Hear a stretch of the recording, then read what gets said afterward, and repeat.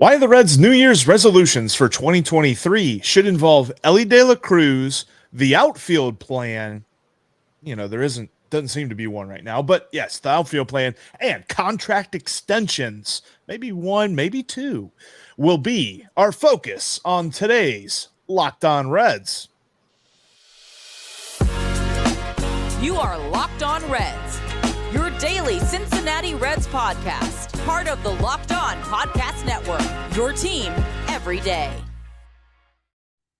You are Locked On Reds. Happy New Year and welcome into 2023. Thanks for making Locked On Reds your first listen of the day. We are part of the Locked On Podcast Network and we are free and available on all podcasting platforms. I'm your host, Stephen Offenbaker, alongside Jeff Carr. And even here in 2023 with these Reds, we have a passion for baseball and we have a passion for these Cincinnati Reds. And we have taken that passion and turned it into information for you. On today's podcast, because it is the new year, we are going to be talking resolutions and not mine and Jeff's. We all know that Jeff's is to not fall off the rowing machine. We all know that mine is to make the Mike Moustakas jersey fit just a little bit better, but we're talking about the resolutions for the Reds in 2023 and what we think those resolutions should be and what the Reds should be doing to have a successful 2023 and really prepare for what we think will be an incredible 2024. And these resolutions are going to just lend themselves to that. Jeff, I think a good place to start will be with a resolution that I came up with here, and that's going to be involving our man, Elly De La Cruz. I think the Reds should make a resolution right now that they will ensure that Elly De La Cruz plays at least 100 games at the big league level in 2023 to continue his development.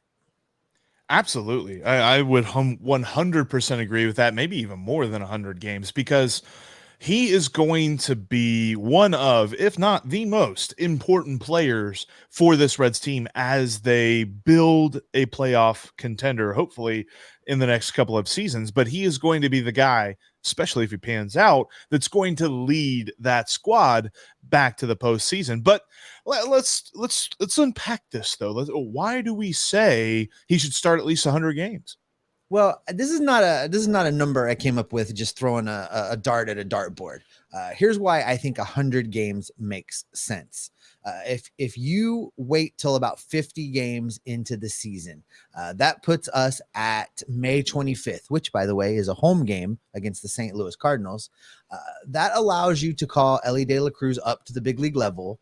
You can still get him 100 games started while building in some off days and not mentally fatigue him, physically fatigue him. You can kind of do it normally, but still get him that magic number of 100, which, basically between what he would have played in Louisville and what he would play at the big league level is a full big league season. The schedule is a little interesting this year, Jeff, in that the Louisville Bats start their season the very next day after the Reds opening day in Cincinnati. The Bats are on the road in Nashville. So, when the Reds start playing at the end of March, so will the minor leaguers, and so would Elly De La Cruz. So he'll be getting his time in.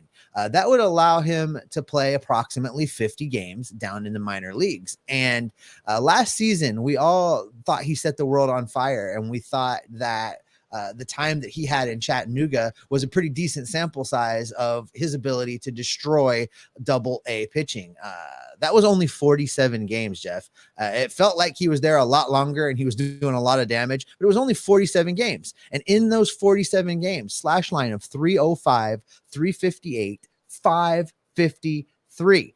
I think that was more than enough to show us that he was ready. And I suspect, given 50 games in Louisville, where the pitching is actually not always better at the AAA level than it is at the AA level, I think given 50 games in Louisville, we'll all be clamoring to have him in Cincinnati already anyway. So it's for those reasons with scheduling and development, Jeff, that I pulled that 100-game number out of the air, because I think that the stars just kind of very easily align in that time frame to still be cautious with Elly De La Cruz, but not overly cautious, not too cautious and still get him to Cincinnati in time to really bring him along. I think that's important too, kind of like you mentioned, development. The one thing that we always say is kind of the chink in Elly De La Cruz's armor when it comes to him at the plate is the fact that he has a high strikeout rate. And whether or not that comes down, he has still become super productive, even with that high strikeout rate. So you would kind of like to see that if he does start the year in AAA. Maybe that could be something that he works on there, but I don't necessarily think that the number of games he will get at AAA will convince us that he has completely gotten rid of every single problem that he may have. I think part of his career is going to become, that rookie in the major leagues who has so much hype around him.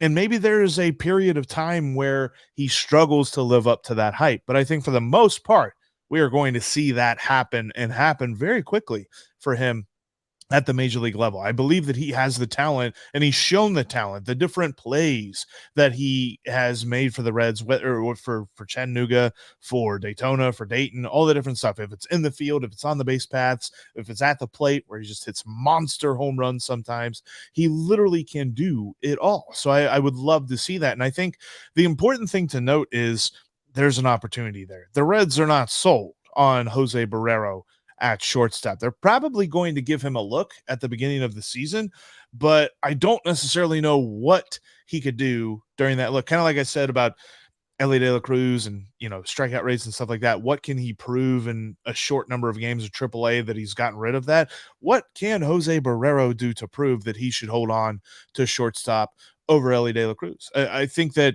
the writing's kind of in pencil on the wall right now, but I think it's on the wall nonetheless that, shortstop's about to be Elly's. Is your question, what can he do to hold on to shortstop, or what can he do to remain on the major league roster starting for the Reds? If your question is holding on to shortstop, I don't think that there's a whole lot that he can do. Let's face it. If he goes out there and is, really has fixed his swing, and we get to the end of May and he's got a 130 OPS plus and playing a smooth shortstop, maybe Elly does come up and play a different position. And I want to get into that with you here in just a second, right? Because I'm interested to see where you think Elly's coming up to play when he does come up. But before about where he plays, when he'll play is a big question on my mind, because there's still people that out there believe, Jeff, that the Reds are going to play service time games, that factors into the decision. And I think those days are over. I don't think that Nick Krall has a date circled on his calendar saying we can save a year of service time if we wait till here for Elly De La Cruz. I think it's really going to boil down to when he looks ready. It's kind of things the decision-making process. What's your thoughts? I think, if there's a take to be had about what the Reds are going to do with Elly De La Cruz, there is no external forces that are going to stop him from coming to the major leagues. And external forces meaning there's nobody on this roster that's blocking him.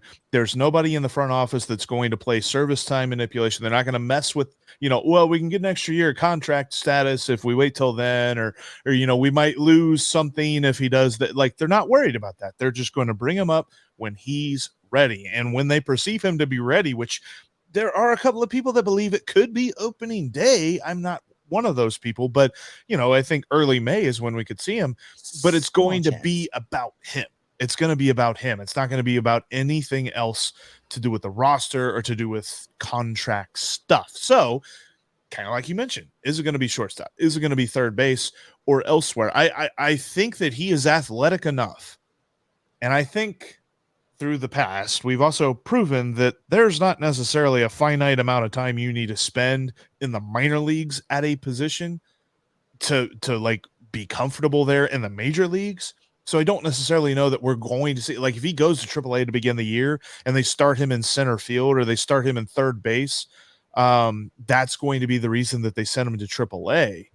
I think that ultimately we're going to see him at shortstop this year, though. And there's a big difference between them asking him to move to third base and asking him to play outfield. And God help us if they ask him to play outfield. You want to talk about just a crap storm of in Reds country if they ask him to play outfield. I don't think that's going to happen. But if that were what they did, that might take a little bit more of an adjustment than simply moving from shortstop to third base. And all of the shifting and moving around that's been going on the last few years, those guys on that side of the infield have been playing all over the place anyway. So I don't think it's a big ask to tell him to scoot over a little bit and play third base if that's how it shakes out. For me, where he plays depends on when he plays. If he somehow finds his way onto the opening day roster, whether that's through just setting the world on fire in Goodyear, or whether that's because there were some injuries in spring training. I mean, let's face it, that's happened in the past to facilitate guys making the team. If either of those things happens, it could be a more interesting question, and third base could be more of a possibility depending on why Elly De La Cruz is on the roster. If it's him and Jose Barrero are both still there and it's because they needed another infielder, I could see Elly playing a little bit of third base to start things off while they still try and see what Jose Barrero has to offer. I could see it going that way. But if it's late May, if Elly De La Cruz has been playing shortstop in Louisville for 50 games, and Jose Barrero has not cemented his place in Reds history as the shortstop of the now and future, then when Elly comes up, he's playing shortstop, and everybody else can move and make room for the king has arrived, so to speak. But so there's a whole lot of depends. It depends. It depends on when. It depends on why. It depends on how it all comes to fruition. But I think it's a safer bet to say that when Elly shows up, it's as a shortstop. Kind of thought about moving people to the outfield. I'm going to save that though for the next segment because we're going to talk about the outfield, but it's clear Elly De La Cruz must start at least 100 games, and that is probably the biggest New Year's resolution that the Reds should have in 2023. Steve, we've praised Nick Krall for building a plan and sticking to it where it comes to roster construction. However, there's an area of this team where there doesn't seem to be a plan. Coming up, I'm going to tell you why it's so important that in 2023, the Reds know something about the outfield. Before we get into that, though, I want to tell you about today's sponsor. It's Bet Online. I heard something the other day here, Steve. Pete Rose placed the first legal bet in Ohio, and he placed it on the Reds to win the World Series. Has he been listening to the Locked On Reds podcast about our optimism? I think probably that's the case. Jeff, you have convinced one of the great eight to drink your Kool-Aid, and you guys are both going to be losing money at the end of the season. I would love to say that that's the case. I did see a quote from him that he didn't understand what the odds were whenever he placed that. So, yeah, I don't know. That gets even better. But you know what? If you want to understand what the odds are, you head on over to betonline.net, because betonline.net is going to help you whether you're talking about Major League Baseball futures, like who's going to win the World Series, or whether you're talking about NFL games as we go into the final week of the regular season, right before the playoffs begin. You've got NBA basketball, NHL hockey is going on. You've got NCAA basketball as well. And of course, you've got the football national championship game coming up next week. Neither Ohio State nor Michigan is in that game. So, how about that? You can check it all out at betonline.net. Also, betonline.net's got you covered, whether you're talking about golf or MMA, boxing, all that stuff, literally everything you can think of. They've got live odds, they've got prop bets, they've got money lines, they've got point spreads. All of it can be found at betonline.net. Head on over there today on your desktop or your mobile device to learn more about the trends in action, because BetOnline is where the game starts. And sports betting is now legal in Ohio, as we mentioned at the top of this ad, and Locked On has the perfect show to help new and seasoned gamblers get the right tip.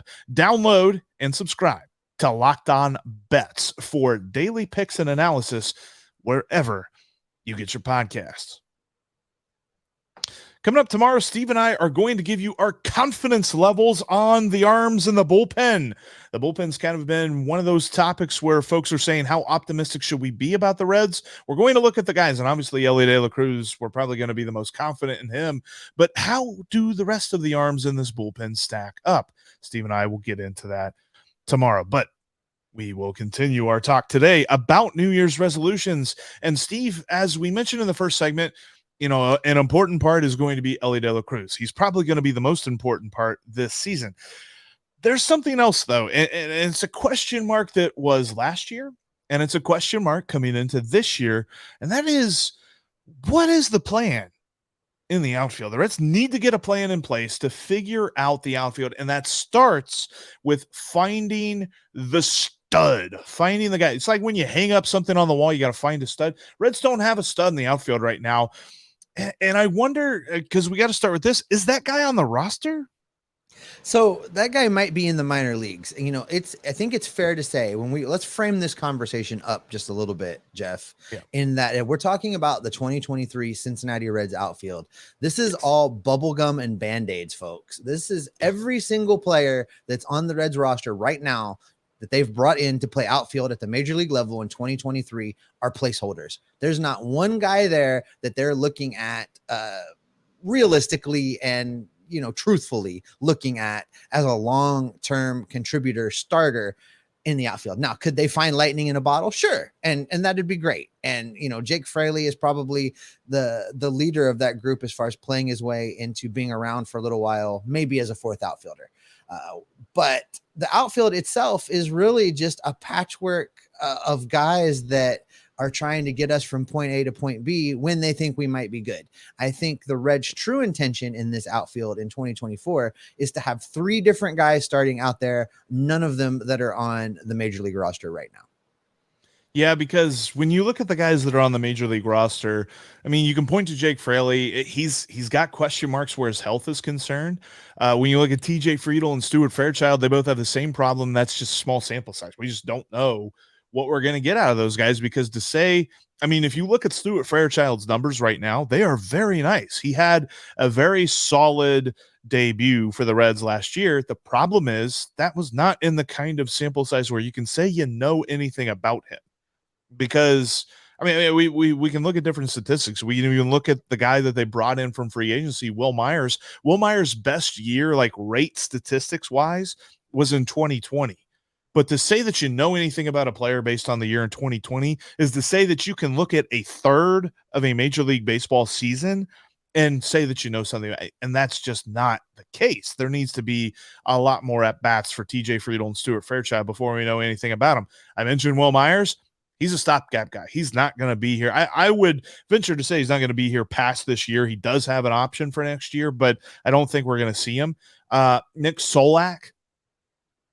I don't know what I know about, and I don't know what I don't know about Nick Solak. So he's a real guy. That's the one thing. That's what we know. He's a real guy. He's a real guy. He's a real guy that the Reds traded for. He's got some positional flexibility. We'll see how that all factors into 2023. And Steve, Nick Senzel, is he going to be a stud outfielder for this team? Let's say this in unison. No. No. I'm sorry. Like for folks that want to say that Nick Senzel could do it, we've been down this road for multiple years now, and the road hasn't gone anywhere. Like, no, and that's not going to stop me from wanting to be wrong. I mean, I want to be wrong, but Nick has moved well into he's got to go out and just prove it. There's no more. Let's talk about his upside. There's no more. Let's talk about his potential. There's no more, if he's just healthy, gosh darn it. No, he needs to go play 150 games and put up all-star quality numbers. And until he does that, he's not the guy. That's the point we're at in Nick Senzel's career. And that's what we're talking about, being the stud of the outfielder. He's not going to be that.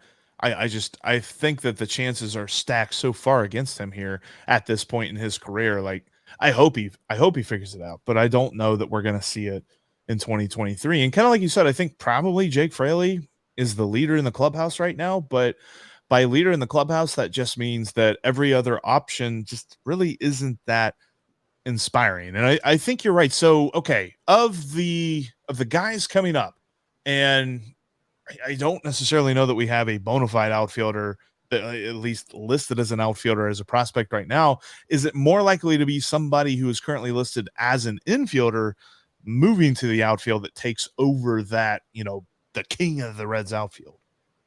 I think it's much more likely that somebody that's listed as an infielder right now. In fact, I think maybe two somebodies end up being outfielders by 2024 that currently are listed as infielders. One of them won a Rookie of the Year title along the way, and the other one is named Matt McLain. So you can do all of the, I could totally see an outfield in 2024 where Jonathan India is in left and Matt McLain starts in center field. And then you either have gone out and signed a bopper of a right fielder, or somebody in this system has come out of nowhere, Elly De La Cruz style, and claimed a spot in the outfield. Right. But that's the way I see that shaking out.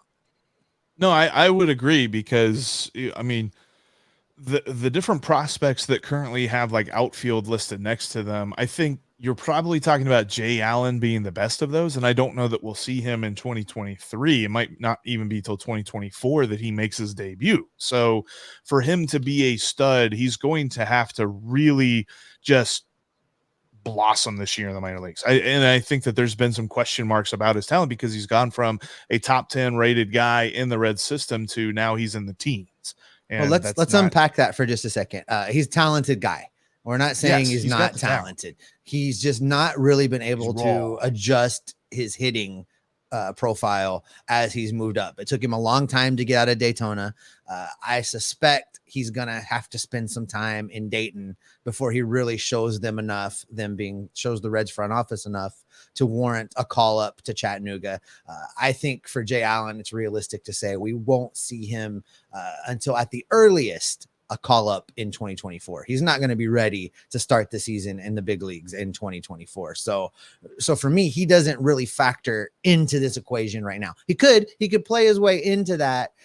But what he's shown us so far says he's going to be a slow bring along, a slow and steady build while they try and get him to be able to hit competently enough to make it to the major leagues. So we definitely think that it's more likely that somebody who gets called up in the next year or two becomes that stud guy. Let me ask you this, and I think I've got a feeling on it, but I don't know that it's a strong feeling. What do you think is more likely to happen? A call up becomes the Reds stud outfielder, or a guy that Nick Krall trades for? Because remember, about a month ago now, he talked about the fact that he wants to trade for an outfield prospect with similar upside to the guy that he trades for him. Do you think it's more likely Nick Krall trades for that stud outfielder, or that stud outfielder gets called up? I think it's probably more likely that we find an outfielder within the organization already. I think it would take a special set of circumstances for the Reds to find a trading partner that has surplus outfielders that will take one of our surplus shortstops, and it'll be a deal that's truly everybody wins. That's going to be that's a big ask. It's a big ask to find where a completely balanced trade, outfield with shortstop, and have everybody feel like they didn't give up too much. And I think Nick's done a great job with the trades that he's done, and I think that they have an infielder that has outfield experience. I've not one time called for them to take one of the shortstops and teach them to be an outfielder. One of the guys they drafted played outfield in college. He's an outfielder that happens to also play the infield. It's an easy move. It's not hard. Matt McLain should be the center fielder for the Cincinnati Reds. Come out to the coast. We'll have a few laughs. McLain. We're going to find a lot of different things to insert there from Matt McLain, but yippee-ki-yay. We won't say the rest of that. But yeah, no, I think I agree with you. And especially like thinking about the trades and different guys that we talked about, one of the big ones is off the board. I don't think the Diamondbacks are making another move. They have already traded Dalton Varsho to the Blue Jays in a deal that a lot of folks don't necessarily think the Diamondbacks did a good job on. So I don't think Alec Thomas, a guy that we talked about a little bit, I don't think he's in play anymore. So I don't know who the Reds go for in the scenario that Nick Krall talked about. It's definitely kind of like we say all the time, it's going to be a surprise because it's not going to be something that gets leaked beforehand. But I don't necessarily know if the guy that he even acquires becomes the king of the Reds outfield, which all just goes to show the Reds need to get a plan in place to figure out this outfield, and that starts with finding that stud, and whether or not that's going to happen this year, kind of up in the air. I completely agree. But listen, Jeff, we aren't done talking about resolutions yet. Coming up, we are going to tell you why the Reds should give out at least one long-term big money contract extension this season. And we'll tell you who it should be coming up right after this. You can follow the podcast on all platforms, including YouTube. If it's your first time here, thanks for being here. Thanks for watching. Click subscribe, click the bell. You'll never miss a notification from when we post something and when we go live. Don't forget about our live shows every Friday, 1:30 p.m. Eastern time for live Aloha Fridays. That's right here on YouTube. You can also follow us between shows. You can follow me on Twitter at @SOffenbaker with 2 F's. You can follow Jeff at Jeff Carr. That's Jeff with 3 F's. Spelling's always been hard for him, folks. And you can follow the show at Locked On Reds. All right, Jeff, we've talked about resolutions and things we think that should absolutely happen in 2023. Some of them are to make 2023 better. Some of them are a building process for 2024. And I think that this next one is part of that building process, but it makes a whole lot of sense. I think the Reds must sign one of these young guys that are in the major leagues right now to a long-term contract extension in 2023. Get it done, get them locked up, have a foundation to build on moving forward. Totally agree, Steve. And we're talking about really 4 guys, and you could probably argue that Graham Ashcraft should be included in this, but I don't necessarily know that he should be one of the first ones. One of these 4 guys should be the first guys, and that's Green, Lodolo, India, or Stephenson. And it's not necessarily something that has to happen before the season starts, just as long as it's some point this season. And the reason I'm thinking about this, it's got to be, and the reasoning is twofold. You push off, and this is the obvious one, you push off free agency for one of those guys. Like you're talking about, 2 stud pitchers, the guys who lead your rotation, both coming up in the same year. So they're both going to enter free agency at the same time if you don't make this move. And you're talking about Indy and Stephenson, who both came up at the same time as well, who will then enter free agency at the same time period. So looking at that, you push off free agency for those guys. The other part of this, and I think that it's something that we understand, but we don't necessarily talk about a whole lot, is that it shows confidence in your roster, which has a morale effect on the players, proving to them that Nick Krall, that the front office believes in what's going on here. And I think that leads into why it should be Tyler Stephenson gets that contract extension. Okay, that wouldn't hurt my feelings any. I'll put it like this. I think you've got the 4 names right. It's a 2-horse race on the pitching side between Green and Lodolo, and it's a 2-horse race on the position player side between India and Stephenson. I think that right now,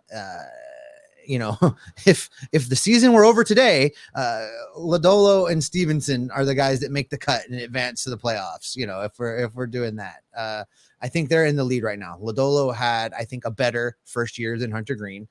Stephenson, I think, has shown more upside, more value, being that he's a catcher and being that he's a bopper, than India has. So I think coming into this season, especially on the position player side, with both of them coming off injuries, you wait a little bit. You don't do it in spring training, but by the All-Star break, if Stephenson is healthy through the All-Star break and plays like we're pretty sure he's going to play, lock him up, announce that deal during the All-Star break.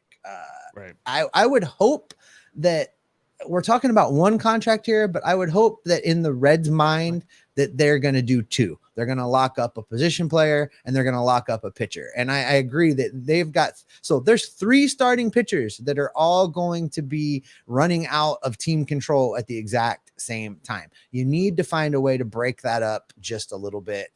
A contract extension for one of these guys does that. It puts some stability in the ace position of your rotation. And I think that guy's Nick Lodolo. So for me, if I've got to give a contract out before opening day, I'm giving it to Nick Lodolo.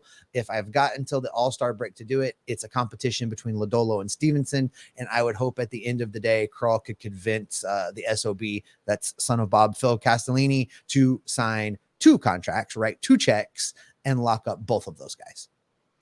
I definitely would agree with that, and I like the idea of the trade deadline signing, because the Reds are not going. Last year obviously was about trading away Malley and Castillo and whoever else they could to bolster the farm system. We're not going to see that kind of action this trade deadline. So the best thing they could do would be to make an announcement of an extension or something like that.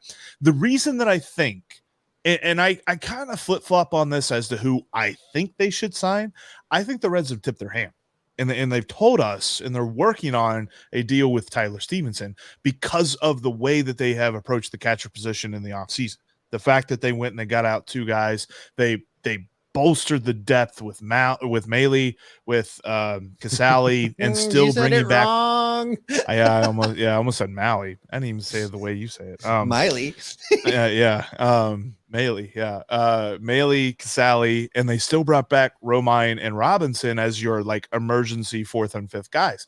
So I think what they have done, they show that they know the value of Tyler Stephenson to this team, and they're going to basically complete that circle by signing him to a long-term extension, I think, this year. So I think he's going to be the first one that gets it. Now, I'm with you.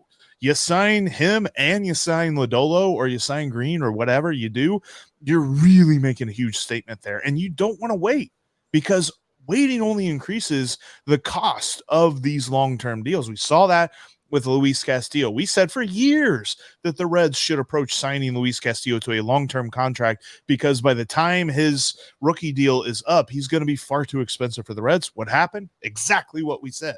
That's going to happen with these guys too. These guys are so talented that by the time they're done, they're going to be out of the Reds' price range. So I want to see that long-term deal happen this season. At least one, two would be ideal.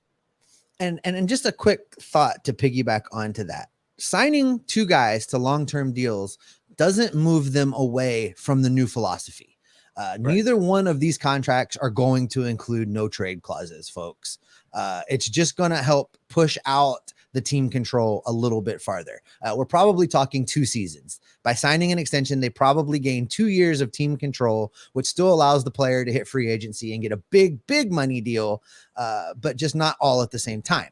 All that being said, if the right deal presents itself, it's going to be a team-friendly contract that the Reds are going to be able to move if the need arises, which still sticks with the philosophy of churning the roster, bringing in prospects, next man up, be good, do it like Tampa's kind of done it, et cetera, et cetera, et cetera. This all still fits. This is not an outlier to the philosophy. I think this is a good supplemental process just in good roster management.